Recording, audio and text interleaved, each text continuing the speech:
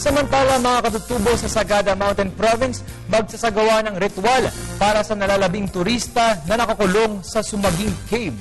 Ang detalye sa aming kasama, Llanes ng PTV Baguio. Yes, Sandro, isang ritual ang pinangunahan ng mga village elders ng Sagada upang malaman ang kinaroroonan ni Irene Manawis, ang nalalabing turistang nakulong sa loob ng Sumaging Cave magmula pa ng linggo ng hapon.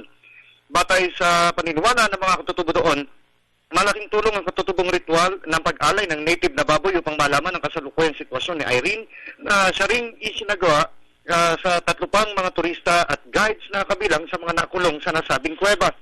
Maliban dito, puspusan pa rin ang sinasagong rescue operations ng Mountain Province Risk Reduction and Management Council kabilang na mga Navy divers na kasalukuyang nagsasagawa ng paghahanap sa nasabing turista.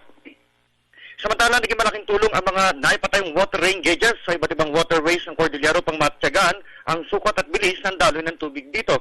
Ayon kay Office of the Civil Defense, Cordillera OIC Regional Director Andrew Alex Uy, naging bahagi ito sa pagsasagawa ng mga preemptive response ng iba't ibang local government units gaya ng GET upang maaga mailikas ang mga posibleng maging biktima ng landslides at baha.